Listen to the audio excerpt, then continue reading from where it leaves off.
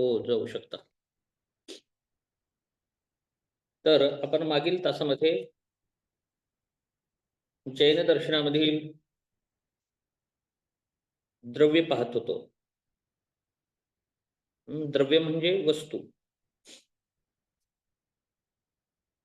आणि त्या वस्तू म्हणजे जैन सिद्धांतातील म्हणजे तत्वज्ञानातील जे तत्व आहे, ते किती तत्व होते? 7. जैन तत्वज्ञानातील तत्व होती 7. बरोबर आहे ना? 7 तत्व. काय पहिलं? जीव, अजीव, बंध, संवर, आस्त्रव, निर्जरा आणि मोक्ष. असे 7 तत्व आहेत. तर त्यातील पहिले 2 काय आहेत? जीव आणि अजीव. बरोबर आहे. जीव, अजीव स्वतंत्र तत्व आहेत ना. तर हे दोन्ही काय आहेत? तर ती द्रव्य आहेत. हे काय आहेत? द्रव्य आहेत. द्रव्य म्हणजे वस्तू स्वरूपामध्ये आहेत. आलं का लक्षात? तत्व म्हणजे भावात्मकही असतात. बरोबर आहे. भावना, कल्पना, दुःख असं म्हणतो आपण. नाव तर असतं हे. बरोबर आहे. अपेक्षा, आता तुमचं की माझी अपेक्षा आहे असं म्हणतो आपण. कुठे आहे अपेक्षा तर दाखवता येते का वास्तवामध्ये? त्याला म्हणायचं भाववाचक नामे म्हणतो आपण. बरोबर आहे. मी कल्पना केली, कुठेही दाखवा बरं कल्पना म्हणली तर काय म्हणावं लागेल? बरोबर आहे ना? मला दुःख झाले, दाखवा बरं. म्हणजे ते वस्तू स्वरूपात नसतं. आलं का लक्षात? म्हणजे तत्व झालं, परंतु ते वस्तू स्वरूपात नाही. मग काल कोणीतरी म्हणलं होतं बहुतेक कुडके सरांनी म्हणले होते द्रव्य. तर द्रव्य म्हणजे वस्तू या अर्थाने. आलं का लक्षात? कळालं असेल. तर जीव आणि अजीव हे वस्तू आहेत. म्हणजे द्रव्य आहे. मग त्या द्रव्याचं वर्गीकरण केलेलं आहे वेगवेगळ्या घटकांमध्ये. तर मी न पाहता सांगतोय आता बरं का, मला तरी पाठ झाले. तुम्हाला कसं झालं कुणाला माहिती आहे. हां, 1-2घांना झालंय बरं. मला आहे खात्री. 2-3 तर आहेच असे की त्यांना कळालेलं आहे पक्क. पण बाकीच्यांना आणखी बी कळालं नसेल म्हणून आणखी परत सांगतोय. आणि प्रश्न अ, जैन दर्शनावरती आलेले प्रश्न काय आहे तर जैन दर्शनानुसार जीव जगत, जीव-अजीव, जीव-अजीव किंवा जैनानुसार प्रमाण या व्यतिरिक्त प्रश्नच आलेला नाही. आणि आपण एवढं जे अभ्यास करत आहोत, तर काय करत आहोत अभ्यास? तर आपण यासाठी अभ्यास करत आहोत, की अ, यू-जी-सी नेट सारख्या प्रतियोगिता ज्या परीक्षा असतात मोठ्या, ते देण्यासाठी किंवा आपल्या जीवनामध्ये लागू करण्यासाठी किंवा तत्वज्ञान हे समजून घेण्यासाठी. म्हणून मी शिकवतोय एवढं. नाहीतर एका तासाचाही भाग नाहीये. बरं का. जैन दर्शन जे अभ्यासक्रमानुसार जर शिकवायचं झालं, तर एका तासाचाच भाग आहे. 10 तास जास्तीत जास्त 15 तास याच्यावर कोणीच कधी घेतलेलं नाही. आणि मी जवळपास 10-12 तास एका दर्शनाला घेतो आहे. तर त्यामुळं त्याचा लाभ कुणीतरी घ्यावा. जास्ती लाभ घेणारे नसतातच. दोघं आणि किंवा चौघं तरी याचा लाभ घेणारे असावं. याचा उपयोग झाला पाहिजे म्हणजे कधीच विसरू नये. अशा पद्धतीने मी शिकवतोय. तर माझा तो प्रयत्न आहे, पण तो सार्थ व्हावा अशी माझी एक भावना आहे. असो. तर काय सांगत होतो तर जीव संकल्पना. जीव, अजीव यापैकी जीव आपण पाहिले 3 प्रकार. एक होते निगोद, निगोद. दुसरे होते मुक्त. मुक्त मुक्तामध्ये 2 प्रकार पडले. मुक्तांमध्ये 2 प्रकार पडले. 2 प्रकार असे पडले सिद्ध आणि त्यांना मग काही वेगवेगळ्या पद्धतीने वेगवेगळ्या ठिकाणी वेगवेगळी नावं आहेत त्यांना. म्हणजे काही त्याला शब्द काय आहे? शब्द लक्षात येत नाही माझ्या. म्हणजे एक देह असतानाच मुक्त झालेली. बरोबर आहे. आणि काही मृत्यूनंतर मुक्त होणारी. अशी म्हणजे आपल्या विदेहमुक्त, जीवनमुक्त अशी संकल्पना प्रत्येक ठिकाणी आपल्याला असं पाहता येईल. बरोबर आहे. किंवा स्वतः मुक्त होणारे आणि इतरांना सुद्धा मुक्त करण्यासाठी प्रयत्न करणारे. हे बौद्ध दर्शनामध्ये सुद्धा आहे. चार्वाकामध्ये नसणारच कारण त्यांना मुक्तीच मान्य नाही. बरोबर आहे ना? म्हणून तिथे असं पाहण्याची गरजच नाही. परंतु आपल्याला प्रत्येक दर्शनामध्ये हे मुक्त आणि मुक्ती प्राप्त असणाऱ्याचे प्रकार हे येणारच आहे आपल्याला. बरोबर आहे? म्हणजे देह असताना मुक्ती आणि देह गेल्यानंतरची मुक्ती. अशा अर्थाने आपल्याला प्रत्येक ठिकाणी तुलनात्मक पाहता येईल. तर मुक्त जीवांमध्ये किंवा तात्विक जीवामध्ये 2 प्रकार होते. त्याला सिद्ध आणि तीर्थंकर म्हणतात. जीव आहे ना त्यांच्यामध्ये, चैतन्य आहे. चैतन्य आहे म्हणून त्याला जीव म्हटलंय आपण. परंतु त्याच्यातही प्रकार आहे. चैतन्य असलं म्हणजे काही मग साप विंचूमध्ये पण जीव आहे. मग आपल्या जीव आहे. आपण भेद करतोच का? तशाच प्रकारे मग मनुष्य आहेत, परंतु मुक्त आणि बद्ध याला काही फरक आहे. यासाठी म्हणून मुक्त पुरुषांना या श्रेणीमध्ये ठेवलं. असा जीवाचाच प्रकार दुसरा झाला. आणि त्या दुसऱ्या प्रकारामध्ये 2 केले आपण, सिद्ध आणि तीर्थंकर. त्यानंतर तिसरा प्रकार झाला संसारिक, व्यावहारिक किंवा बद्ध जीव. त्यालाच काय म्हणता येईल? बद्ध जीव. याचा अर्थ आपल्याला कळायला पाहिजे, कसं विचारलं तरी. बद्ध म्हणलं नव्हतं असा अर्थ नाही घ्यायचा तिथे. तर बद्ध जीव, तर त्यामध्ये मग अनेक प्रकार पडतात. तर त्यामध्ये मुख्य 2 प्रकार पडतात, स्थावर जीव आणि त्रस जीव. स्थावरामध्ये मग स्थूल आणि सूक्ष्म. परत सांगतो, म्हणजे काल नव्हते काही जण म्हणून सांगतोय. संसारिक व्यवहारिकामधील 2 प्रकार, स्थावर आणि त्रस. तर त्या स्थावरामध्ये आणखी 2 प्रकार, स्थूल आणि सूक्ष्म. संसारिक मधील, स्थावर मधील स्थूल प्रकारामध्ये वनस्पती येतात. बरोबर आहे. संसारिक व्यवहारिक आणि बद्ध जीवामधील स्थावर या प्रकारामधील स्थूल हा प्रकार आहे आणि त्यामध्ये वनस्पती येतात. आणि त्यानंतर या स्थावर मधला दुसरा प्रकार जो सूक्ष्म आहे. तर संसारिक, स्थावर, त्यामध्ये सूक्ष्मजीव. तर सूक्ष्मजीव आपण म्हणतो व्यवहारामध्ये सर्वांना माहिती आहे, सूक्ष्म असणारे. मग असे जीव कसे कसे असतात, तर त्यांचे प्रकारही 4 सांगितलेत. तर पृथ्वीकाय, जलकाय, अग्निकाय आणि वायुकाय. काय म्हणजे शरीर असणारं, म्हणजे काही पाण्यामध्येच राहणारे, काही पृथ्वीमध्ये राहणारे, काही अग्नीमध्ये म्हणजे प्रकाशात राहणारे आणि काही वायूत राहणारे सूक्ष्मजीव. जे कसे असतात, एकेंद्रिय असतात. त्याच्यामध्ये संसारिक जीवामधील, स्थावर या प्रकारामधील स्थूल आणि सूक्ष्म हे जीव एक इंद्रिय किंवा कसे असतात, एकेंद्रिय. आणखी काय म्हणता येईल याला? स्पर्श ज्यांच्यामध्ये फक्त आहे इंद्रिय, एकेंद्रिय म्हणता येईल. आणि ते इंद्रिय कोणतं असेल? स्पर्श नावाचं इंद्रिय असेल. म्हणजे त्यांना अनुभव कशाचा येतो? फक्त स्पर्शाचा. स्पर्शाचा अनुभव घेणारे यांना आपण स्थावर जीव म्हणता येईल. आणि स्थावरामध्ये 2 प्रकार करता येईल, म्हणजे स्थूल आणि सूक्ष्म. स्थूलामध्ये वनस्पती, सूक्ष्मामध्ये सूक्ष्मजीव. तर सूक्ष्मजीवामध्ये पृथ्वीकाय, जलकाय, अग्निकाय, वायुकाय. किती सरळ आहे. ठीक आहे. मग आता संसारिक व्यवहारिकामधील 2 प्रकार केले ते आपण. त्यापैकी दुसरा प्रकार, त्याला म्हणायचं ना त्रस. त्रस, त्रस म्हणजे जंगम म्हणता येईल. स्थावर म्हणजे स्थिर असणारे, मग जंगम म्हणता येईल, फिरणारे चालणारे म्हणता येईल, किंवा त्रस म्हणता येईल. जे हालचाल करतात, स्वतःच्या स्फूर्तीने, स्वतःच्या इच्छेने जागा बदलू शकतात.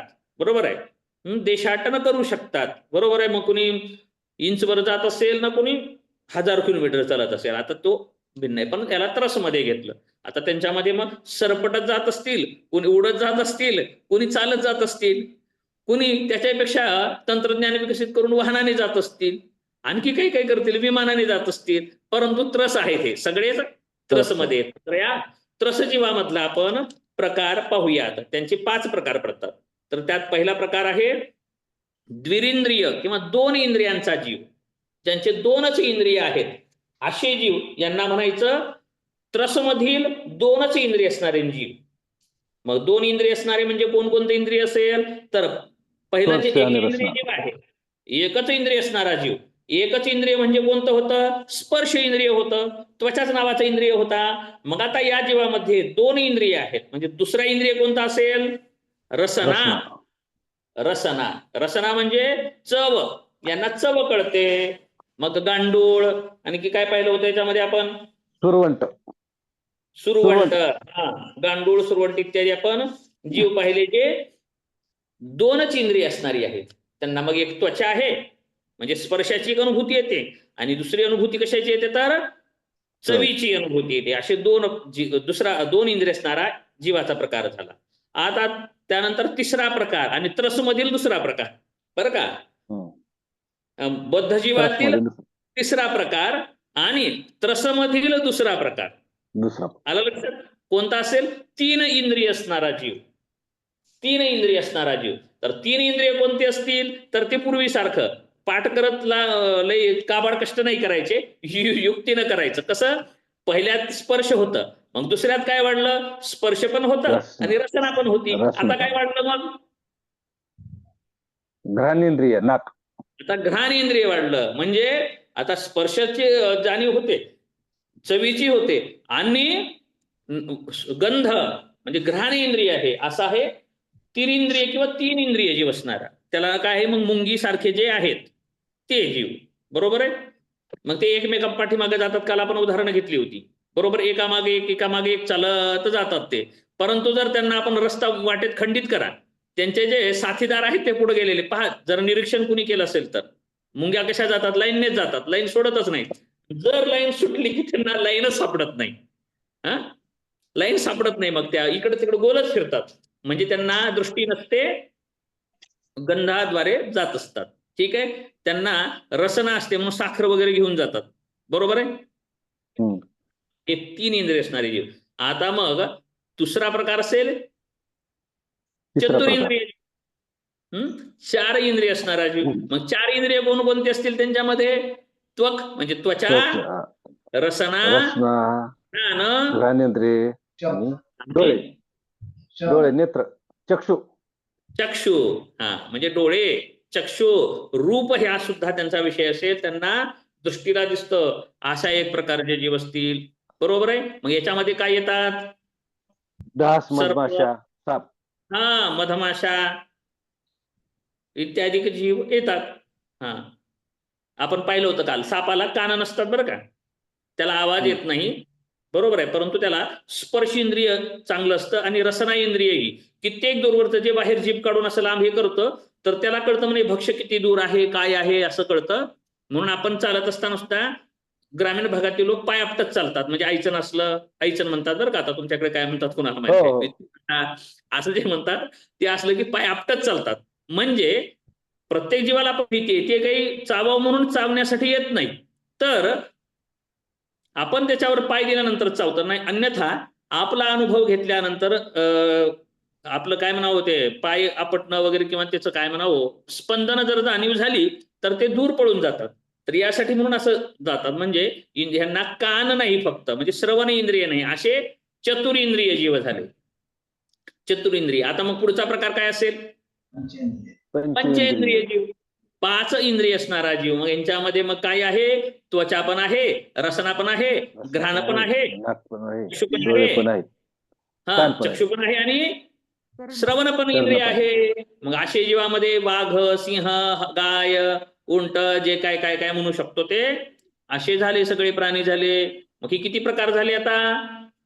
4. जीवामधील म्हणजे बद्ध जीवामधील 5वा प्रकार, बद्ध जीवामधील 5वा प्रकार. आणि त्रस जीवामधील नाही चुकलं काही काहीतरी. त्रस मधले 4 झाले सर. त्रस मधले 4 झाले. 5वा 4 झाले, आता 5वा येणार. हा, ठीक आहे. बद्ध जीवामधील म्हणलं तर मग दुसरा बद्ध जीवामधील दुसरा प्रकार, त्याच्यातले हे 5 प्रकार त्रस मधून. टोटल जीवामध्ये म्हणतोय. मग बद्ध मधलं एकेंद्रिय, द्विरेंद्रिय, तिरेंद्रिय, चतुरेंद्रिय, पंचेंद्रिय 5 झाले जीव.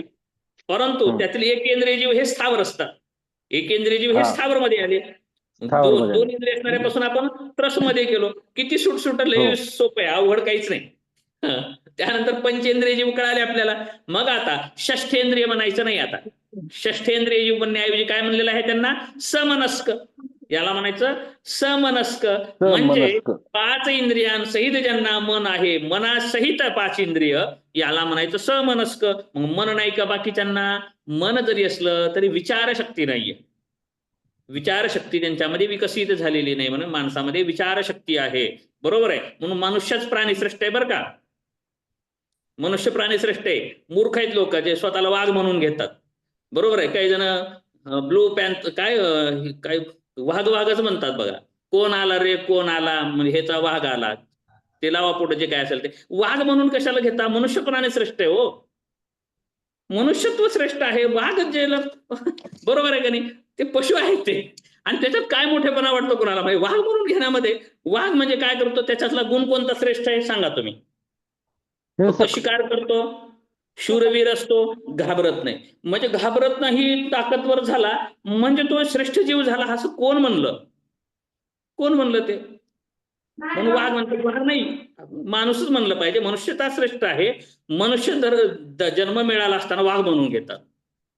बरोबर आहे? तसं म्हणायचं नाही, म्हणजे श्रेष्ठ जीव सांगतोय, मला काही म्हणायचं नाही बरं का, ते उदाहरण दिलंय मी, कुण्या ह्याच्याबद्दल म्हणलेलं नाही. तसं काही घेऊ नका, मी सहज ओघाने बोलतो बरं का. म्हणजे म्हणतात नाही वाघासारखं आहे काळीज, वाघासारखं काळीज म्हणजे भीती नसणारा, धाडसी. पण एवढ्या पुरता गुण ठीक आहे का? धाडस काही प्रत्येक ठिकाणी कामाचं आहे का? नाही. नाही. मनुष्यता श्रेष्ठ आहे, मानव धर्म श्रेष्ठ आहे, मनुष्य प्राणी हा जगात श्रेष्ठ आहे. कारण त्यांनी वाघाला काबीज केलं, वाघाला हाकलून लावलं आणि वाघाला पोसावं लागतंय, हे नष्ट होईल म्हणून. डायनासोर सारखं नष्ट होईल. कालच बोललो मी, हिंसक प्राणी कमी संख्येत असतात, हिंसक प्राणी जास्त नसतात, त्यांचं संवर्धन करावं लागतं, व्याघ्र संवर्धन प्रकल्प, आणि तरी पण संवर्धन होत नाही. वाघाची संख्या कमी होत आहे, म्हणून काय करावं लागतं, सरकारने लक्ष दिलेलं आहे. का बरोबर? त्यांना कोणी खातंय का? नाहीत खात, तरी पण कमी होतात. आणि हरणाला रोज वाघ खातो, सिंह खातो, येईल त्यानं मारतं, तरी पण हरण कधी संपत नाही. म्हणून जैन धर्मामध्ये अहिंसा तत्व सांगितलेलं आहे. अहिंसक जे प्राणी असतात, अहिंसक जो समाज असतो, तो कधीच संपत नाही. आणि हिंसा करणारा किती हिंसा करू द्या, तो कधीच टिकत नाही बरं का. हिंसक समाज हा, काल याबद्दल खूप बोललोय मी, त्यामुळे आज बोलणार नाही. जरी दोघं तिघा नवीन आले त्यांच्याबद्दल बोला वाटत असलं तरी पण आज बोलणार नाही, बाकीचे कंटाळतील, रोज एकच बोलते म्हणतात. त्यासाठी कळालेलं आहे तुम्हाला काय म्हणायचं होतं मला ते. तर हिंसा हा श्रेष्ठ गुण नाही, मनुष्यता हा श्रेष्ठ गुण आहे. मनुष्यामध्ये दया आहे, मैत्री आहे, करुणा आहे, एकमेकाचं सहकार्यता आहे. त्यामुळे मनुष्याने काय केलेलं आहे, निसर्गावरतीही काय केलेलं आहे, आक्रमण केलेलं आहे. निसर्गाला सुद्धा कधी कधी हरवलेलं आहे. हरवलेलं नाही, निसर्ग हरत नाही बरं का, निसर्ग बदलालय मस्त घेतो. असे काही दोन विचार पद्धती आहेत जिओग्राफीमध्ये बरं का. जिओग्राफीमध्ये एक निसर्ग श्रेष्ठ आहे असं म्हणणारी पद्धती, की कितीही बुद्धीचा वापर करा, निसर्गाच्या अधीनच राहावं लागतं असं म्हणणारे एक काही विचारवंत आहेत. आणि काही म्हणतात नाही, मानव श्रेष्ठतावाद, निसर्गावरती मानवाने आक्रमण केलं, निसर्गाला मानव हरवतो, असा एक म्हणणारा प्रघात आहे. म्हणजे उदाहरणार्थ थंडी वाजते, निसर्ग थंडी निर्माण करतो, पण माणसं हीटर, उष्णता इत्यादी इत्यादी प्रकार करून त्याच्यावरती हे केले, पण जगामध्ये थंडी कमी करू शकत नाहीत, उगा म्हणतात. बरोबर आहे, तात्पुरत्या स्वरूपात आहे. लाईट गेली की काही नाही होत. परत निसर्गाने काय केलं, काहीतरी अडथळा केला, आम्ही यंत्राद्वारे, आमच्या बुद्धिमत्तेद्वारे त्याच्यामध्ये सुधारणा केली असं म्हणतात. परंतु हे दोन्ही वर्ग आहेत, त्याने एक तिसरा वर्ग आहे, थांबावं पुढे जा असं काहीतरी सिद्धांताचं नाव आहे बरं का. जिओग्राफी कुणाचं झालं असेल तर माहिती असेल. तर ते म्हणतात कधी कधी निसर्ग श्रेष्ठ ठरतो, कधी मानव श्रेष्ठ ठरतो. एक वर्ग निसर्ग श्रेष्ठ म्हणणारा, एक आहे मानव श्रेष्ठ म्हणणारा, आणि तिसरा प्रवाह आहे दोन्हीही कधी कधी श्रेष्ठ ठरतात, असं समन्वय साधणारा. तर त्यामुळं मनुष्य हा विचारशील प्राणी आहे, विषय हो, म्हणजे मनुष्य श्रेष्ठ हे सांगायचं बरं का मला, म्हणजे वाहतूक म्हणून घ्यायचं नाही आपल्याला. तर मनुष्य हा श्रेष्ठ प्राणी आहे, कारण त्याच्यामध्ये मन आहे, त्याच्यामध्ये विचारशक्ती आहे, म्हणून त्यानं सहज जीवन स्वीकारलेलं आहे, त्यांनी सामाजिक चौकट निर्माण केलेली आहे, इत्यादी अनेक गोष्टीतून आपण, धर्म हा मनुष्यालाच आहे, कर्म सुद्धा मनुष्यालाच आहे, पाप पुण्य सुद्धा मनुष्यालाच आहे. बरोबर का? तर त्यालाच विचार आहे. बरोबर आहे. सापाने, आणि संविधान पण कुणाला आहे, संविधान संविधान म्हणूयात आपण, कायदा, कायद्याची भीती कुणाला आहे हे सांगा बरं. मनुष्यालाच आहेत ना. कायद्याच्या कक्षेत पशु पक्षी येतात का? बरोबर आहे. त्यांना कोर्टात कधी हजर केलंय का? कोणीतरी सांगा, केस केलीय का? नाही, कोणीच करत नाही. मालकाला हजर करतात.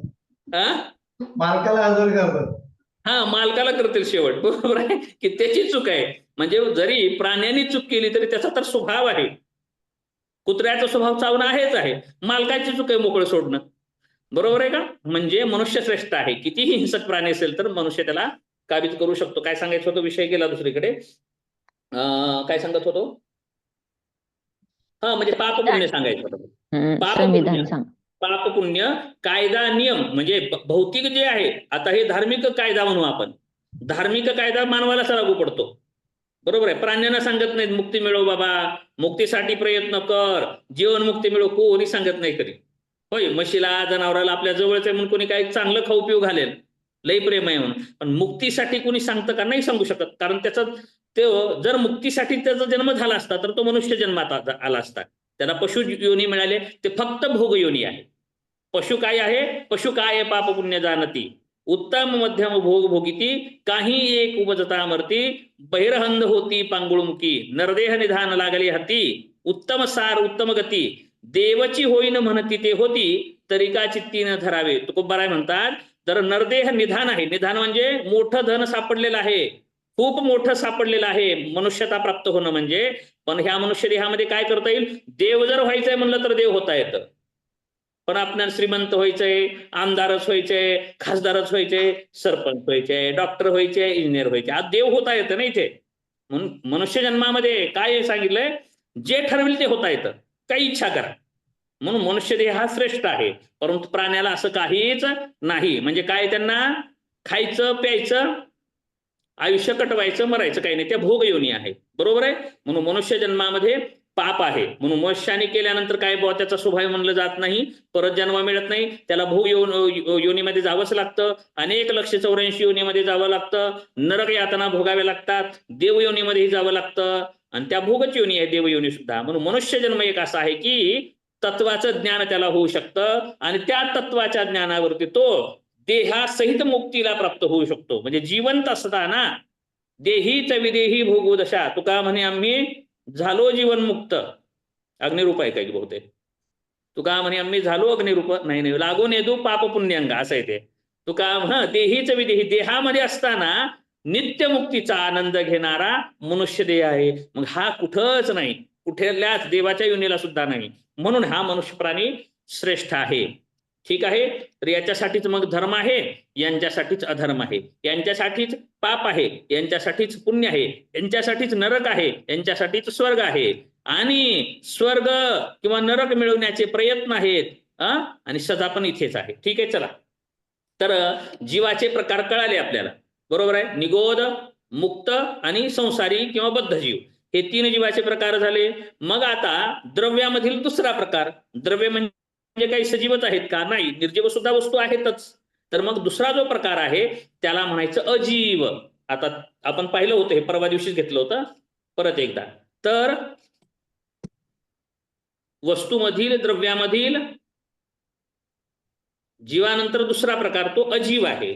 तर त्या अजीवाचे आता प्रकार पाहूयात आपण. अजीव सत किंवा द्रव्य यामध्ये 2 येतात. सत किंवा द्रव्य यामध्ये जीव आणि अजीव येतात.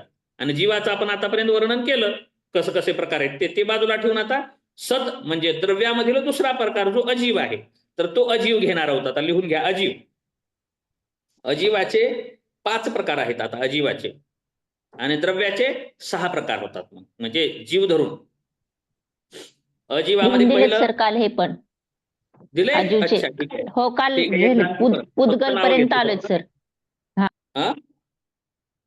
ठीक आहे. पुद्गल थोडं सांगितलंय. ठीक आहे. पुद्गल अजीव मधील पहिलं आणि द्रव्यामधील दुसरं. पुद्गल अजीव मधील पुद्गल. बरं, कारण क्रमांक तसे करू नका, गोंधळ होईल. पुन्हा नंतर सांगतो मी शेवटी. अजीव मधील पहिलं पुद्गल आहे, दुसरं आहे धर्म, तिसरा आहे अधर्म, चौथा आहे आकाश, आणि 5वा आहे काल. पुद्गल, धर्म, अधर्म, आकाश आणि काल.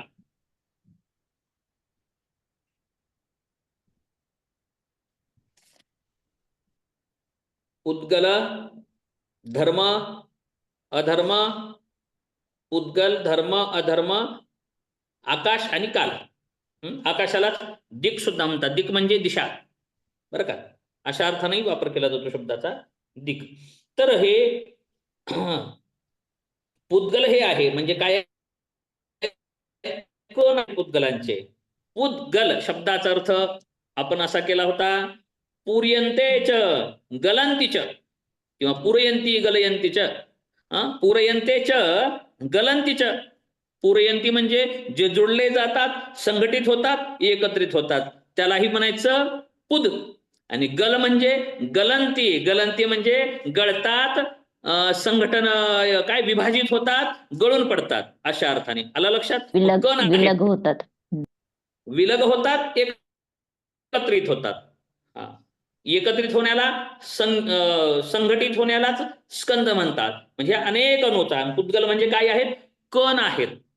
पुद्गल काय आहेत? कण आहेत. तर त्यातही काही कण कसे असतात? स्थूल आणि काही कण सूक्ष्म असतात. स्थूल कण आणि सूक्ष्म कण पुद्गलाचे असतात. तर सूक्ष्म कण हे कर्माचे असतात.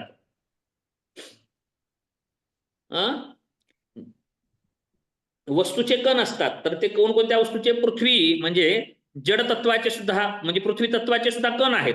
दगड घ्या, माती घ्या, काही वस्तू घ्या, धातू घ्या, अधातू कोणताही घ्या, कशापासून बनलेला आहे? कणापासून बनलेला आहे. जसं आपण माठ घेतला, माठ मातीपासून, म्हणजे मातीत काय आहे? अंतिम घटक मातीचा कण, मातीच्या कणापासून माती बनलेली आहे. दगड दगडाच्या कणापासून बनलेला आहे. लोखंड लोखंडाचे कण आहेत. बरोबर आहे. जड म्हणजे काय? तर अनेक कण संघटित झालेले आहेत. घन काय म्हणा, घनता जास्त आहे म्हणून ते जड आहेत. ज्यांची घनता कमी आहे ते हलके आहेत, विरळ आहेत. बरोबर आहे. अशा प्रकारे ते आपण घनता म्हणता येईल. पण अनेक कणच आहेत जे वैशेषिकांनी सांगितलेले आहे. कण, परमाणु, अणु ही जे संज्ञा आहे. मग सजीवांमध्ये सुद्धा कण आहेतच का नाही? त्याला आपण पेशी म्हणतो. काल झाला विषय तो. सजीव सुद्धा कशाने बनलेला? माणूस कशाने बनलाय? पशु कशाने बनलाय? वनस्पती कशाने बनल्यात? पेशीने बनलाय, म्हणजे कणापासूनच बनलेला आहे. म्हणजे ते सुद्धा कणच आहेत. मग हे झाले द्रव्याचे कण, हे झाले स्थूल कण, दृश्य पदार्थ पण द्रव्यामध्येच येतात. एक अदृश्य कण आहे, किंवा अदृश्य म्हणायचं नाही, त्याला काय म्हणतात? सूक्ष्म कण. दुसरे कण आहेत सूक्ष्म कण. ते कोणते कण? कर्माचे कण. कशाचे कण आहेत ते? कर्मद्रव्याचे कण आहेत. बरं का. पुद्गल म्हणजे कसं आहे माहितीये का? मनुष्य ह्या जे जड तत्व आहे हे आपण कशामधले पाहतो? हे पुद्गल काय आहे? पुद्गल कशात पाहतो आपण? अजीव मध्ये. अजीव मध्ये. अजीव मध्ये म्हणजेच निर्जीव मध्ये पाहता आहोत. निर्जीव द्रव्य आहे हे. बरं का. निर्जीव म्हणल्यावर हे चेतन आहे का? नाही. मग जीव आपला कसा तयार झाला आहे? तर ह्या अजीव द्रव्याचे कण जीव चैतन्याशी संघटित होऊन, बरं का, एकत्रित झालेला आहे. मग इथं तुलना करता येईल चार्वाक आणि जैन. जडवाद. चार्वाकचं जडवाद. जडवाद. परंतु त्यांनी काय म्हणलं? अहो सगळे एकसारखेच दिसतात मला. मी काय म्हणलं? कोणतंच दर्शन वेगळं नाही. उग बिनाकामाचा वाद आहे. कोणतंच दर्शन भिन्न वाटत नाही. म्हणजे काय केलं? जडाला मध्ये चेतन मात्र आगंतुक मानलं. काय मानण्यानं काय होतं? इकडचं तिकडं, तिकडचं तिकडं, काही फरक नाही. म्हणण्यामध्ये फरक आहे. एकम सत्विप्रा बहुधा वदंती. बरोबर आहे. असं आलं का? म्हणजे जडाच्या कण एकत्रित आले, जड कण एकत्रित येतात आणि त्यात चेतना तत्व समाविष्ट झाल्यानंतर. परंतु इथं काय म्हणलं? दोघं पण सत मानलं. इथं काय म्हणलं? दोन्ही पण सत आहेत बाबा. हे पण सत आहेत, ते पण सत आहेत. मग चार्वाकाने काय म्हणलं? फक्त जड सत्य आहेत आणि हे आगंतुक आहेत. आणि बौद्धांनी काय म्हणलं? दोन्ही सत नाही. हे दोन्ही खरं नाही म्हणलं. त्यांनी एक खरं म्हणलं, ह्याने दोन्ही खरं मानलं, त्यांनी दोन्ही खोटं मानलं. आणि अद्वैत वेदांत काय म्हणतं? एकच खरं आहे, बाकीच सगळं खोटं आहे. चेतन तेवढं खरं आहे. मग किती सहज आहे तत्वज्ञान कळायचं झाल्यावर. खूप सोपं आहे. चेतन हेच कराय, चेतनापासून जड झालं म्हणतं. आणि हे म्हणतं जडापासून चेतन तयार झालं. आणि हे म्हणतं दोन्ही खोटं आहे म्हणतं. आणि हे म्हणतं दोन्ही खरं आहे म्हणतं. त्यामुळे जैन दर्शनच चांगलं आहे. उलट खरं आहे ते खरं म्हणतं. बरोबर आहे. कारण आपण जैन होतात. आपण जैनच सांगायचे चांगलं. आपण जैन दर्शन शिकत आहोत. आता जैनच झालेलो होतो आपण. त्यामुळे जैन दर्शनाचं श्रेष्ठत्व सांगायचं आपल्याला. तर त्यांनी दोन्ही सत मानलेले. जीव जाणीव होते का नाही आपल्याला? आपण आहेत काय? वाटतंय का नाही? आपण आहेत, मग सत आहे. बरं, हात पाय आहेत, दगड धोंडे माती विटा सगळं आहे ना, धातू अधातू सगळं जगात आहे, मग सत आहे. बरोबर आहे.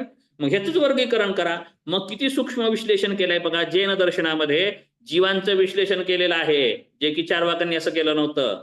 बौद्धांनी सुद्धा असं केलेलं नव्हतं. फक्त दुःख दुःख मुक्तीचा उपाय इकडेच गेले होते. परंतु प्रत्येक दर्शन उपयोगाचं आहे. एवढं वर्णन जीवाचं असं केलेलं नाही. किती सूक्ष्म वर्णन केलेलं आहे. एकेंद्रिय जीव, द्विरेंद्रिय जीव इत्यादी इत्यादी, त्वचा रसना घ्राण, हे बाकीच्यांनी केलं का? म्हणजे दर्शन हे वैज्ञानिक आहेत आपले. बरं का. ठीक आहे, चला. तर पुद्गल म्हणजे पुरयंती गलंतीश, म्हणजे संघटित होणारे. मग जीव चैतन्याच्या भोवती हे एकत्रित होतात आणि जीवाला हा देह प्राप्त होतो. बरोबर आहे. आणि जर जीवत्व जर प्राप्त नाही झालं तर वस्तू होत ते काय आहे? मग ते दगड आहे, धोंडे आहे, माती आहे, सोनं आहे, इत्यादी इत्यादी. हे कणापासूनच बनलेलं आहे. मग वैशेषिक दर्शन आणि जैन दर्शनात साम्य आहे का? आहे. ह्याच्यात पण साम्य आहे. न्याय आणि ह्याच्यामध्ये पण साम्य आहे. आणि योग सांख्य आणि जैनामध्ये साम्य आहे बरं का. योग दर्शन आणि सांख्य दर्शनामध्येही साम्य आहे. आणि आपल्याला योग दर्शनाच्या 4थ्या पादामध्ये पतंजली किंवा व्यास महाराज हे खंडन करणार आहेत सगळ्या दर्शनाचं. त्यामुळे इथे जे आपण पाहतो तिथे कळेल काय म्हणलंय कुणाला ते 4थ्या पादामध्ये आपल्याला कैवल्य पादामध्ये. ठीक आहे, चला.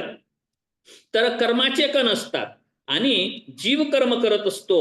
बरोबर आहे, जीव कर्म करतो आणि त्या कर्माचे सूक्ष्म अणू जीवाभोवती चिकटत असतात. सूक्ष्म असतात, ते गळून पडत नाहीत असे, ते चिकटून बसतात. आणि चिकटल्यानंतर काय होतं? तो जीव या देहाला सोडतो.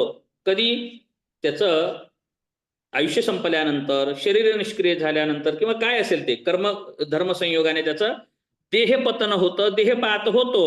परंतु तो दुसरा जन्म घेत असताना काय होतं? तर कर्मपुद्गल त्या जीवाशी सोबत येतात.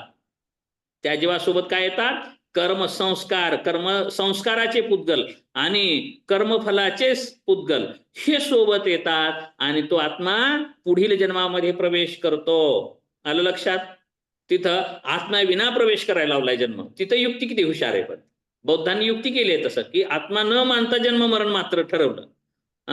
आणि ह्यानी आत्मा मानून जड मानून पण पुनर्जन्माची सोय कशी केली हे लक्षात घ्या. सगळ्यांचे एकत्रित करा पुन्हा अभ्यास. म्हणजे की पुनर्जन्म आहे, परंतु कसा आहे कुणाचा? तर कर्मपुद्गल चिकटतात आणि कर्म घेऊनच सोबत जन्म घेतो. म्हणून कर्म सिद्धांत सुद्धा इथे गृहीत धरलेला आहे बौद्ध दर्शनामध्ये आणि सर्वच दर्शनामध्ये कर्माला सत्य मानलेला आहे. आणि कर्म हे काही देवाच्या कृपेनं नष्ट होत नाही. आणखी कर्माचा सिद्धांत आणखी विशेष सांगतो. कर्म पण आपल्याला पुढे पाहायचं. 8 प्रकारचे कर्म सांगितले तिथे. कर्माच्या भागामध्ये तो आपण सांगणार आहोत. कर्म एक असं गोष्ट आहे जे की माफ होत नाही. कर्माचं फल हे भोगूनच सारावं लागतं. ईश्वर कृपेने होत नाही. देवाचं कृपेने काही संसारिक वस्तू मिळतील. कर्माचं फल टाळता येत नाही. कर्माचं बंधन सुटत नाही. ते फक्त तत्वज्ञानानेच होतं बरं का. किंवा कैवल्य प्राप्तीने, मोक्ष प्राप्तीने, अद्वैत ज्ञानाने, जे काय असेल ज्ञान, बोध प्राप्त होण्याने ह्यांचा अष्टांगिक मार्ग बौद्धांचा, यानेच कर्माचे बंधन शिथिल करता येतात. बाकी कशाच गोष्टीने करता येत नाहीत. ईश्वराच्या कृपेनं काय करता येतं माहितीये? तर जे आपल्याला दुःख होत आहे ते दुःख कळू न देणं होईल, पण तो दुःख होणारच आहे. पायाताळ्या पडतील, बरोबर आहे, परंतु त्याचं दुःख होणार नाही. कशामध्ये? भजनाच्या आनंदामध्ये, नामस्मरणाच्या आनंदामध्ये, साधनेच्या आनंदामध्ये ते दुःख कळणारच नाही. असं होईल बरं का. मी उदाहरणही सांगितले कदाचित, दृष्टांत. सोन्याचे खडे तुम्हाला सांगितले ना, कीर्तनकार सांगतात, सांगितलंय ना. सोन्याचे दगड गोफणीमध्ये ते पाखरं राखायला सांगितलंय का नाही? मग तसं आहे, सांगितलंय. तर त्या प्रकारे म्हणजे साधना कशासाठी आहे? तर जीवनामध्ये जे दुःख येत आहे तर ते कर्माच्या फल म्हणून आलेलं आहे, ते टाळता येत नाही. परंतु ईश्वर भक्तीने, ईश्वर उपासनेने ते दुःख आहे ते दुःख जाणीवच होत नाही दुःखाची. मग आपण काय करू शकतो? की मी देहापेक्षा वेगळा आहे, देह माझा नाही, मी देह नाही, मी ईश्वराचा आहे, मी आत्मा आहे, मी ब्रह्म आहे, या भावनेने, या बोधाने दुःखाची अनुभूतीच येत नाही. आलं लक्षात? या देहामध्ये दुःखाची अनुभूती येणार नाही आणि परत दुःखाची प्राप्ती होणार नाही. हे इथून प्राप्त होतं. यासाठी साधन आहे. मात्र कर्माचं फल भोगावंच लागतं. कर्माचं फल सोडण्याचा देवाकडे पण उपाय नाही बरं का. देवाकडे सुद्धा उपाय नाही. कर्म देव माफ करेल, कर्म माफ करत नाही. त्यामुळे कर्म सिद्धांत इथे सुद्धा सांगितलेला आहे. म्हणून जैन काय करतात? खूप जीव हत्येला जपतात. पंचमहाव्रतापैकी अहिंसा या व्रताला सर्वात महत्वाचं प्राधान्य देतात. बाकीच्यांना काही गृहस्थीबद्दल सूट दिलेली आहे, परंतु कर्म करण्यासाठी. ठीक आहे, चला आपण कुठपर्यंत आलतो? कर्म पुद्गल. पुद्गलाचे जे कण आहेत ते स्थूल आणि सूक्ष्म असतात. तर वैशेषिकांनी सुद्धा पदार्थ विज्ञानामध्ये द्रव्य, गुण, कर्म म्हणलेलं आहे. काय काय आहेत? 37 आहेत आज. वैशेषिकांनी कसं मानलं? 6 किंवा 7 तत्व मानले. द्रव्य, गुण, कर्म, सामान्य, विशेष, समवाय आणि अभाव अशी तत्व मानले. मग त्यात द्रव्य पण तत्व मानलं, गुण पण तत्व मानलं आणि कर्म पण तत्व मानलेलं आहे. पण इथं कर्माला तत्व मानलेलं नाही, बरं का. ठीक आहे, चला. ह्या अणूंचा संघात एकत्रित होऊ शकतं, त्याला पुरयंती म्हणतात. आणि ते विघटन होणं, वेगळे होणं. आता ह्या जे कर्म पुद्गल जे आहेत, जे कण आहेत, त्यांच्यामध्ये 4 गुण आहेत. 4 गुण प्राप्त होतात बरं का. कोणकोणते गुण प्राप्त होतात? स्पर्श, रस, गंध आणि वर्ण. स्पर्श, रस, गंध, वर्णवंताः. स्पर्शयुक्त, वर्णयुक्त, गंधयुक्त आणि रसयुक्त असतात, बरोबर आहे. प्रत्येक पदार्थ, मातीलाही काही रंग आहे, चव आहे, रूप आहे, बरोबर आहे. काही वस्तू घ्या जगातील, काही ना काही आहेच त्यांना, या 4 पैकी आहेच. म्हणजे पुद्गल कणांना काय असतं? 4 असतात गोष्टी, 4 गुण असतात. म्हणजे मग या पुद्गलांमध्ये सुद्धा काय असतात? मग गुण आणि काय असतील? पर्याय. गुणही असतील, पर्यायही असतील. कारण हे द्रव्यामध्ये येतात. प्रत्येक द्रव्यामध्ये, वस्तूमध्ये गुण आणि पर्याय असतात. गुण म्हणजे न बदलणारे, न बदलणारे, कायम पर्याय असणारे. बदलणारे. आणि पर्याय म्हणजे बदलणारे. मग आपण उदाहरणं गेलेत. आता निर्जीव वस्तूमध्ये पण आपण काही म्हणलेलं आहे. निर्जीव वस्तू ज्या काही असतील त्याच्यामध्ये आहे गुणधर्म. माती पांढरी आहे, बरोबर आहे, भाजल्यानंतर काळी होते, हे पर्याय झाला. परंतु माती मातीच आहे, हे गुण आहे, तो बदलू शकत नाही. माती आहे त्याचं सोनं झालं, हे होत नाही. माती आहे त्याचं लोखंड झालं, नाही होणार, बरोबर आहे. सोनं आहे, सोन्याचं काय होती? वाटी होती. सोन्याची प्लेट होती, प्लेट झाली. नाही, सोन्याचे आता शृंगार झाले, आकार बदलला, हे पर्याय आहे म्हणून बदल झाला. परंतु सोनं हे सोनच आहे, तो गुण बदलत नाहीये, बरोबर आहे. तशाच प्रकारचं म्हणजे प्रत्येक वस्तूला काय आहेत? अनेकांतवाद. आलं लक्षात? अनेकांतवाद म्हणजे अनेक वस्तू. जग हे कसं आहे? अनेक वस्तूंचं आहे आणि अनेक धर्मात्मक वस्तू आहेत. म्हणजे वस्तू ही अनेक आहेत आणि त्याचे धर्मही अनेक आहेत. तर ते अनेक धर्माला पण 2 भागामध्ये विभाजित केलं तर गुण आणि पर्याय. गुण म्हणजे कायमस्वरूपी, परमनंट, आणि पर्याय म्हणजे बदलणारे. मग यासाठीच आपण कशाची व्यवस्था केली? ती स्यादवादाची. आपण म्हणजे बरं का, दर्शनाने कशाची व्यवस्था केली? स्यादवाद सप्तभंगी नाही. म्हणजे वस्तूचं ज्ञान कसं करावं लागेल? असा न्याय करावा लागेल. एकांगी बोलून चालणार नाही. आहे तर आहे किंवा नाही तर नाही म्हणून चालणार नाही. विशिष्ट काळामध्ये, विशिष्ट परिस्थितीमध्ये द्रव्यामध्ये काही फिक्स असतात आणि काही गुणधर्म बदलणारे असतात. बदलणाऱ्या धर्माला सुद्धा आहेच मानावं लागतं. अच्छा, ठीक आहे. तर हे जे कर्मपुद्गल आहेत, तर आपल्या वेदांतामध्ये सुद्धा 37 वेदांतामध्ये सुद्धा सांगितलेलं आहे बघा. एक लिंगदेह असं एक शब्द ऐकला असेल तुम्ही. लिंगदेह म्हणजे सूक्ष्म देह असतो एक. तो लिंगदेह इतर देहामध्ये प्रवेश करतो. म्हणजे इतर देहामध्ये मृत्यूनंतर लिंगदेह दुसऱ्या देहामध्ये प्रवेश करतो. तर तो लिंगदेह सोबत काय घेतो वेदांतानुसार, बरं का, इथलं नाही सांगत मी. पूर्व संस्कार आणि पूर्व कर्म हे शेष राहतात लिंगदेहामध्ये आणि पुढील जन्मामध्ये ते सोबतच येतात, बरोबर आहे. तशाच प्रकारचं इथे सुद्धा पुद्गलकण म्हणजे कर्माचे पुद्गल हे सोबतच येतात. बाकीचं शरीर जळतं, हे स्थूलकण आहेत, बरोबर आहे. हाडं कशापासून बनलेली आहेत? कासरी कशापासून बनलेली आहे? आणखी जे काय आपल्या शरीरामधलं अवयव असतील, कपडे काय जे आहे ते जळून जाईल, कुजून जाईल, पुरलं तर कुजून जाईल, बरोबर आहे. जाळलं तर पण जाईलच कुठेतरी ते. परंतु मग जळत नाही ते काय? जीव चैतन्य जळत नाही. मग कर्मकण हे सूक्ष्म आहेत, स्थूलकण हे जळतात, नष्ट होतात, मग ते इथेच गळून पडले. परंतु कर्मपुद्गल हे जीवाच्या सोबत पुढच्या जन्माला येतात आणि अशा प्रकारचे जन्म मृत्यू व्हायला लागतो. तर आता पुढील कसलं द्रव्य? अजीव. अजीव मधलं दुसरं आहे धर्म. जीव, धर्म. अजीव मधील दुसरं द्रव्य धर्म, बरोबर आहे ना? धर्मच आहे ना? हो. धर्म आहे. तर धर्म शब्दाचा अर्थ काय वाटतो तुम्हाला? धारयंती अननिती धर्म. अं? धारयंती अननिती धर्म म्हणजे धारण करतो तो धर्म. आणखी अधर्म म्हणजे काय मग? न्याय, धर्म म्हणजे न्याय सर. हा, म्हणजे धर्म अधर्म, परंतु इथे तसा अर्थ नाही बरं का. इथे धर्म आणि अधर्म शब्दाचा अर्थ आहे, धर्म म्हणजे गती आणि अधर्म म्हणजे स्थिती. आलं लक्षात? म्हणजे जीवाला आणि या पुद्गलकणांना कार्य करण्यासाठी गतीची आवश्यकता असते. आलं लक्षात? कशी योजना केली आहे पहा दर्शनकारांनी योजना कशी केली आहे पहा. म्हणजे गती म्हणजे कर्म केलं जातं, हालचाल केली जाते, बोलणं केलं जातं, जे काही गती असते. तर हे गती म्हणजेच धर्म आहे. म्हणजे पुद्गलकणाला हालचाल करण्यासाठी चैतन्य आणि धर्माची आवश्यकता होते. म्हणजे धर्म या गोष्टीमुळे गती प्राप्त होते.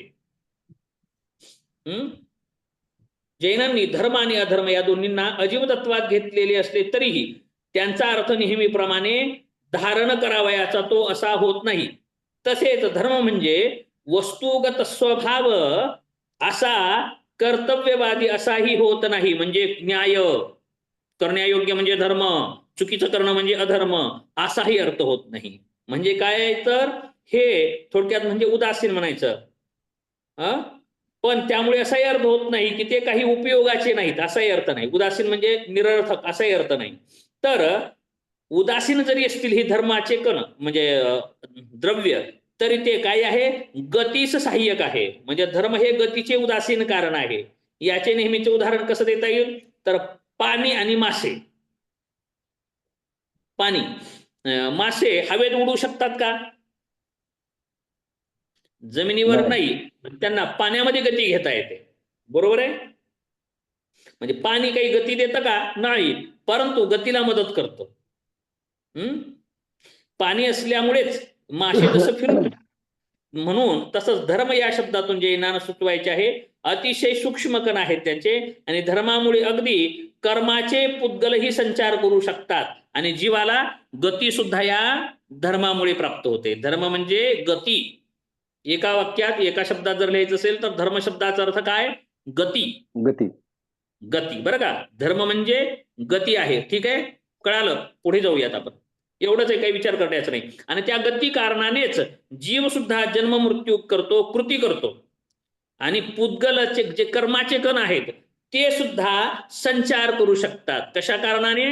धर्मामुळे. धर्म हे जसं पाणी, मासे जसं संचार करण्यासाठी पाण्याचा उपयोग होतो तशाच प्रकारचे असेल. ठीक आहे. तर धर्म झाला. आता अधर्म ही धर्माप्रमाणेच आहे, अमूर्त आहे, क्रियाहीन आहे, उदासीन आहे. जसे धर्म हे गतीचं कारण आहे, तसं गतीला अवरुद्ध करणारं, गतीला थांबवणारं, म्हणजे स्थितीला कारणीभूत असणारं तत्व म्हणजे अधर्म आहे. अधर्म कशाला कारण आहे? स्थितीला. म्हणजे चालत असताना जे थोडंसं थांबतो आपण, प्रवास करत असताना सावलीला थांबणं, अशा प्रकारे गतीमध्ये सुद्धा जे काही स्थिती प्राप्त होते ते अधर्मामुळे. म्हणजे विश्वातील प्रत्येक व्यवस्थेमागे धर्म आणि अधर्म या दोन द्रव्याचे अस्तित्व नसते तर व्यवस्थापन शक्य झाले नसते. म्हणजे जैनांनी धर्म आणि अधर्म या दोन अमूर्त, उदासीन आणि सूक्ष्म अशा द्रव्याची मांडणी कशासाठी केलेली आहे? संचार करण्यासाठी. कणांना, कर्माचे पुद्गल कण आणि जीवाचे कण, जीव सुद्धा संचार करण्यासाठी धर्माचं इथं व्यवस्था केली गेलेली आहे. म्हणजे अजीवामध्ये पहिलं पुद्गलामध्ये स्थूल आणि सूक्ष्म, त्यानंतर दुसरं धर्म म्हणजे गती, तिसरं अधर्म म्हणजे स्थिती, न चालणं फिरणं म्हणजे स्थिरता प्राप्त करून देणारं, म्हणजे गतीला अवरुद्ध करणारं, गतीला थांबवणारं, आणि धर्म म्हणजे गती वाढवणारं. ठीक आहे, चला. तर आता चौथं तत्व असेल अजीवातील आकाश. चौथं तत्व असेल आकाश. आकाशालाच कंसामध्ये दिक म्हणजे कचा पाय मोडलेलं दिक अशा अर्थाने करायचं, असं लिहायचं आहे. जैनांच्या आकाशाची व्याख्या मात्र अत्यंत साधी आणि सोपी आहे. जैनांच्या मते एका पुद्गलाच्या परमाणूमुळे जेवढा अडथळा निर्माण होतो तेवढा एक प्रदेश आहे आकाश म्हणजे एवढंच आहे. म्हणजे पुद्गलाच्या परमाणूमुळे जेवढा अडथळा निर्माण होतो म्हणजे जेवढं क्षेत्र व्याप्त, बरोबर आहे. वस्तूचे कण किंवा आपण म्हणू वस्तू ठेवल्यानंतर तिथे दुसरं ठेवता येतं का? नाही. कळालं का? म्हणजे अवरोध झाला ना. म्हणजे समजा उदाहरणार्थ आपण तोंडाचं घेऊ, रोमचं कशाला, तोंडामध्ये काय ठेवलंय आपण, एक लाडू खाल्लेला आहे समजा, भरलेला आहे, आणि दुसरा दिवला काय म्हणतो आपण, भरले, दुसरं जाऊ शकतं का? रिकामी आकाशाच्या ठिकाणी दुसरी वस्तू वापरत नाही. मग ते भाग म्हणजे आपण इथे आहेत, म्हणजे इथे दुसरा माणूस बसू शकतो का? एका नाही. जागेवर आपण बसलोय, किंवा इथे दगड ठेवलेला आहे त्याच्या ठिकाणी दुसरं येऊ शकतं का? नाही. म्हणजे नाही. तिथं आकाशाचा अर्थ कळाला का? म्हणजे जेवढी जागा व्याप्त किंवा जेवढा अडथळा निर्माण करतं त्या ठिकाणालाच त्यांनी आकाश मानलेलं आहे. आलं लक्षात? म्हणजे जे प्रदेश असतो त्याचंच नाव आकाश आहे. अशा प्रदेशातून बनलेलं काय असतं? आकाश असतं. म्हणजे जैन एक दर्शन असं आहे की आकाशाचं परिमाण सांगणार आहे बरं का. सौदत्ती सर मॅडम नाहीयेत काही की चारवाक दर्शनाच्या वेळेस ते आकाश तत्वाविषयी चालू होतं आपलं बघा त्यावेळेस, की आकाशाला तत्व कसं मानलं नाही तर कसं चालेल. बरोबर आहे दुधगावकर सर झालं होतं त्यावेळेस मॅडम सोबत, सौदत्ती मॅडम म्हणत होत्या. बरोबर आहे. विभू मानलेलं नाही इकडे. हा विभू मानलेलं नाही. चार तत्व मानले तुमचे, चार वाक्य. चार वाकांनी आकाश तत्व मानलं नव्हतं. तर आकाश काय आहे तर दोन कणामधील अंतर होतं ते. होय. नसण्याला काही तत्व मानायचं का? म्हणून ते मानलं नाही. बौद्धांनी मानलं नाही बरं का. बौद्धांनी सुद्धा मानलं नाही, चारच मानलेले आहेत बरं का. चार्वाकांनी तेच मानलेलं आहे. आणि जैनांनी मानलं असलं तरी संकल्पना वेगळी आहे. संकल्पना भिन्न आहे बरं का. आकाश म्हणजे जागा अवृद्धता आहे तेवढंच आकाश. रिकाम अवकाश या अर्थाने म्हणलेलं नाही. ठीक आहे. म्हणजे थोडं विशेष दर्शनीय गोष्ट आहे. या दर्शनामधील आकाश तत्वाचं स्वरूप भिन्न सांगितलंय. जे अवरोध निर्माण होतो तेवढंच आकाश आहे तत्व. म्हणजे परिमाण आहे आकाशाला. आकाशाला मोजता येत नाही म्हणतात. अनंत आहे. परंतु आकाशाला सांगितलेलं आहे. आकाशाचे आपण प्रकार पुढे पाहणार आहोत. आकाश कसं आहे तर वैदिकांच्या मते आकाश कसं आहे तर एक आहे, नित्य आहे, विभू आहे, आणि ते शब्द गुणाचे आहे, आणि तो गुण सर्वत्र उपलब्ध आहे असं म्हणतं. कोण? वैदिक मानतात. परंतु त्याला विभू मानलेलं आहे, इथे विभू मानलेलं नाही. तर केवळ व्याप्ती या दृष्टीने त्याचा विषय घेतलेला. व्याप्ती, वस्तूची व्याप्ती जेवढी आहे तेवढंच आकाश आहे असं इथं मानलेलं आहे. तर याच्यामध्ये आणखी दोन प्रकारचे आकाश पडतात. एक असतं लोकाकाश आणि दुसरं असतं अलोकाकाश.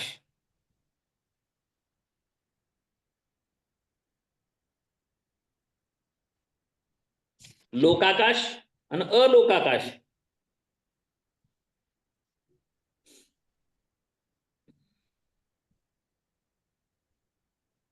लोकाकाशामध्ये म्हणजे लोकाकाश म्हणजे लोक आकाश बरं का. तर त्याला संधी करून लोकाकाश असं होतं. म्हणजे लोक आकाश आणि अलोक आकाश. तर लोकाकाशामध्ये धर्म व अधर्म ही द्रव्य असतात बरं का. लोक आकाशामध्ये धर्म आणि अधर्म ही द्रव्य असतात. म्हणजे काय? धर्म आणि अधर्म म्हणजे गती आणि स्थिती बरं का. लोकाकाशामध्ये वस्तूची गती प्राप्त होते, जाणं येणं आणि थांबणं या अर्थाने. म्हणजे जिथं व्याप्ती आहे तेवढंच आकाश आहे, त्याला म्हणायचं लोकाकाश. आणि जी धर्म आणि अधर्म ज्या आकाशामध्ये नसतात त्याला काय म्हणायचं? अलोकाकाश. याला काय म्हणायचं? अलोकाकाश. म्हणजे अर्थात जे काही व्यवहार घडायचे असतात ते कोणत्या आकाशात घडत असतील व्यवहार? लोकाकाशातच आहेत. बरोबर आहे. व्यवहार घडणारं ठिकाण म्हणजे लोकाकाशच आहे. अलोकाकाशात धर्म अधर्मच नाही, म्हणजे गती आणि स्थिती नाहीच आहे तिथे. त्यामुळे ते कसं आहे? अवकाश म्हणलं तरी चालेल. धर्माधर्म नसल्यामुळे तिथे व्यवहार घडत नाही. मग असे अलोकाकाश जैनांनी का मानले असा प्रश्न पडू शकतो. तर आकाशाला विभू न मानण्यासाठी हा प्रयत्न त्यांनी केलेला आहे. म्हणजे ती एक फक्त संकल्पना आहे. जीवाची गती आणि हालचाली म्हणजे स्थिती आणि गती हे सिद्ध करण्यासाठी लोकाकाशाचा हे होतो. आणि मुक्त झालेले जीव कुठे जातात तर लोकाकाशाच्या वर अलोकाकाशात असल्याने जीव मुक्त होत असताना ऊर्ध्वगतीस प्राप्त झाला असला तरीही तो केवळ अंतिमतः लोकाकाश आणि अलोकाकाशाच्या सीमेवर येईल व त्याची गती थांबेल. यासाठी रचना केली आहे. म्हणजे कसं अलोकाकाशाच्या सीमेवर गेला की तिथं गती काय धर्म आणि अधर्म नाहीयेत. अलोकाकाशाच्या ठिकाणी धर्म आणि अधर्माचे द्रव्य नाहीयेत बरं का. म्हणजे गती नाही आणि स्थिती नाही, त्यामुळे तिथे प्रवेश करू शकतो का द्रव्य? नाही प्रवेश करू शकत वस्तू. म्हणजे मग मुक्त जीव कुठपर्यंत जातात? मग सीमा ओलांडून कुठपर्यंत जातात? लोकाकाशाची सीमा ओलांडून अत्यंत उंच पातळीवरती जातात आणि जिथे लोकाकाशाची सीमा संपते सुरू होते. आणि अलोकाकाश सुरू होतं. परंतु अलोकाकाशामध्ये प्रवेश करू शकत नाही, कारण गतीच नाही. आणि गती असेल तर व्यवहार संभवतात आणि मुक्त झाल्यानंतर व्यवहार थांबतात. आणि थांबलेले तिथे थांबू शकत नाही. या कारणाने आणि आपण सांगितलं होतं मग मुक्त झाले, एक जीव मुक्त झाला. मुक्त सुद्धा अनादी आहे, जीव सुद्धा अनादी आहे. मग इथं कोण जागा घेतं? आहे का लक्षात? निगोद इथे निगोद दुसरा जन्माला येतो आणि ते परत पुनरपी जननम पुनरपी मरणम असं करत करत करत तोही कधीतरी विशिष्ट काळामध्ये मुक्ती प्राप्त करू शकतो. अथवा निगोदला काही स्वरूप आहे का? मग नाही, स्वरूप नाही. ते काहीच नाहीये. ते एकत्रितच असतात. निगोद म्हणजे जीव म्हणून त्यांच्यात नाही, ते स्थिर असल्यासारखं एकत्रित गठ्ठावर. म्हणजे त्यांना एकत्रित व्याप्ती म्हणजे अनेक जीव संघटितच असतात. ते म्हणजे कणामध्ये असल्यासारखंच बरं का. म्हणजे त्यांना हे नाही.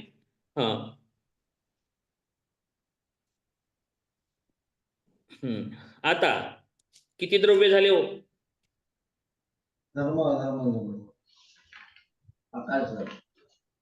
आता एक उरलं, काल उरलं.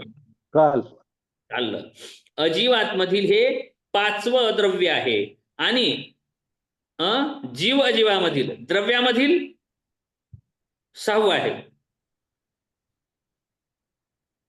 द्रव्यामधील 6वं आहे आणि अजीवामधील 5वं आहे. ठीक आहे. तर अजीवामधील हे 5वे द्रव्य आहे. काल हे तसे अस्तिकाय द्रव्य मानलेले नाही. अस्तिकाय अनस्तिकाय मी सांगतो एकदा, एवढं थोडंसं सांगतो आणि त्या अस्तिकाय अनस्तिकाय हे सांगून आपण थांबणार आहोत. हा विषय अजीवाचा आहे. तर हे काल ही व्याप्ती नाही, कालाची संभवत, कालाची व्याप्ती संभवत नाही. ते क्षेत्र व्यापत नाही. परंतु कालाशिवाय कृतीला किंवा द्रव्याला किंवा अणूला अर्थ उरत नाही. म्हणून काल हे सुद्धा द्रव्य मानलेलं आहे, अजीव मानलेला आहे, परंतु त्याला अस्तिकाय मानलेलं नाही. कारण त्याची व्याप्ती प्रादेशिक नसून अणू एकमेकापासून विलग असल्याने त्याचा संघात बनत नाही. म्हणून ते अस्तिकायही नाही. थोडक्यात त्याला परिमिती असते असे मानता येत नाही, म्हणजे मोजता येत नाही. मोजता म्हणजे लिटर मीटर किलो असं वजनामध्ये काळाला मोजता येत नाही. बरोबर आहे. माती मोजता येते, सोनं मोजता येतं, काही त्याचं जागा व्यापत नाही. बरोबर आहे. काळ इथं थांबलाय म्हणून बरोबर आहे दुसरं येऊ शकत असं आहे का द्रव्य? बरोबर आहे का नाही? आपण म्हणतो ना हवा भरली फुग्यामध्ये, आता जास्त भरलं तर फुटेल, म्हणजे जागा व्यापतो तो. हवा जागा व्यापते, पाणी जागा व्यापतं, दगड माती विटा धातू सगळे जागा व्यापतात. जीव ही आपला देह सुद्धा जागा व्यापते. काळ जागा व्यापतो का? म्हणजे किती वैज्ञानिक विश्लेषण केलेलं आहे जैन दर्शनांनी पहा. बरोबर आहे. काळाला अनस्तिकाय द्रव्य मानलंय, द्रव्य मानलंय, अजीव मानलंय, परंतु अनअस्तिकाय, अस्ति म्हणजे त्याचं अस्तित्व परिमाणामध्ये नाही असं अनस्तिकाय द्रव्य मानलंय. परंतु हे अणू नसले तरी एकमेकापासून वेगळे राहत असतील, म्हणजे माळीतील मण्याप्रमाणे सलगता क्रमांक किंवा जुना मोठा वृद्ध तरुण काय जे आपण म्हणतो अनादी काळाचा आहे वर्ष, हे मोजण्यासाठी तर काळाचा प्रभाव पडतो. वस्तूमधली जी नश्वरता जे आपण म्हणजे काही आपण वस्तू जे काय विनाश पावतात ते कशामुळे विनाश पावतात? काळामुळे विनाश पावतात. बरोबर आहे ना? वृद्ध होतात म्हणजे काय होतं? व्यक्ती काळामुळे जातात. काळाच्याच घशात सगळं जग जातं ना. त्यामुळे काळ ही द्रव्य आहे आणि जे गणनेला उपयोगाला येतं म्हणजे दिवस रात्र तास मिनिट सेकंद अशा परिमाणामध्ये मोजतो आणि जीवाचं विभाजन करण्यासाठी, जीवाला गती देण्यासाठी, जीवाची स्थिती ठेवण्यासाठी आणि जीवाला नष्ट करण्यासाठी काळाचा उपयोग होत असतो. बरोबर आहे? म्हणून त्याला द्रव्य मानलेलं आहे. आता हे द्रव्य संपले इथं. आपले जीव संपले, अजीव संपले, द्रव्य संपले. आता याला आपण म्हणूयात आता अस्तिकाय द्रव्य आणि अनास्तिकाय द्रव्य. आता हे दोन प्रकार लिहतात. अस्तिकाय आणि अनास्तिकाय. शब्दामध्येच अर्थ आहे बरं का. शब्द जरी पाठ झाले तर लिहिणं सोपं आहे. काहीच हे गरज नाही. नावामध्येच अर्थ असतो त्याचा. आता अस्तिकाय किती आहेत? संकल्पना समजून घ्या आता एकदा. उद्गल, धर्म, अधर्म आणि आकाश. किती? 5. अनास्तिकाय किती आहे? जीव पण येतील ना अस्तिकायमध्ये? हो बरोबर आहे. हे जीवासहित मिळून त्याला पंचास्तिकाय असं म्हणतात. पंचास्तिकाय, याला पंचास्तिकाय म्हणलेलं आहे. पंच अस्तिकाय आहेत आणि एक अनस्तिकाय आहे. 6 द्रव्यापैकी द्रव्य जीव, अजीव, पुद्गल, धर्म, अधर्म आणि आकाश आणि काल. काय काय झालं? जीव, पुद्गल, धर्म, अधर्म. कोणी म्हणलं नाही, मी जीव अजीव पण म्हणलं होतं वाटतं. जीव, पुद्गल, अजीव मध्येच बाकीचे ना.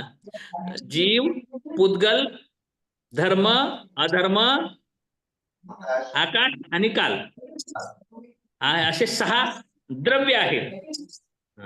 परंतु 5 हे अजीव आहेत आणि जीव हे सजीव आहे, चेतन असणार आहे. सजीव निर्जीव, जीव आणि अजीव हे 2 प्रकार याच्यात करता येईल. तर अजीवातले 4 आणि चेतनेमधलं 1 जीव, हे जीव आणि 4 मिळून काय होतात? पंचास्तिकाय. हे 5 असतात पंचास्तिकाय आणि 1 उरतं अनास्तिकाय. काल हे अनास्तिकाय आहे परंतु द्रव्य आहे. UGC नेट लावू हे जर एवढं केलं की सहज होऊन जातं बरं का. काय नाही, अभ्यास न करता परीक्षेला गेलं तरी होतं, कारण प्रश्न एका वाक्यात येतात बरं का. फक्त काय म्हणलंय कळायला पाहिजे तिथे. अनास्तिकाय म्हणजे ज्याची काया नाही, अस्ति काय, ज्याची. अन म्हणजे नाही, अस्ति म्हणजे असणे, काय असणे नाही, काया, ज्याला काही आकारमान अनास्ति ते शब्दातच अर्थ झालं. आणि अस्तिकाय म्हणजे ज्यांना काही विशिष्ट क्षेत्रफळ काय हे दिसतं असतं त्याला अस्तिकाय म्हणायचं. ठीक आहे. मग एक असंही येऊ शकतो, टिपा जर आली अस्तिकाय अनास्तिकाय लिहा, नुसतं द्रव्य लिहा म्हणलं पण प्रश्न येत नाहीत ते. बरोबर आहे. आपल्या अभ्यासक्रमात काय आहे? जीव, जगत, ईश्वर, अविद्या. त्यामुळं आपला अभ्यासक्रमाचं संपलेलं आहे बरं का. आपल्या अभ्यासक्रमाचं हे संपलेलं आहे. परंतु आपण उद्या काही भाग घेऊयात. कर्म सिद्धांतही मी सांगणार आहे. तरी कर्मसिद्धांत 8 कर्म सांगितले त्यांनी. जैन दर्शनांनी 8 कर्म सांगितलेली आहेत. ते कोणते कर्म आहे ते आपण पाहूयात. त्यानंतर बाकीचे जे तत्व कोणकोणते आहेत, तत्व उरलेत ना. कोणकोणते तत्व आहेत? जीव, अजीव, बंध, आस्त्रव, संवर, निर्जरा, मोक्ष आणि मोक्ष. मग हे पण आपण थोडक्यामध्ये थोडंसं पाहूयात आणि पुढे जाऊयात. ठीक आहे. लवकर संपवतो, काळजी नका करू. खूप जण काही काळजी करत असतील लवकर संपवा म्हणून, पण तर ते संपवणार आहे. कारण अभ्यासक्रमानुसार काही नाही, जास्ती नाही, ते अभ्यासक्रमानुसार जास्त नाही. तर हेच संपतं. काय विचारायचं का विचारा. हे अस्थिकाय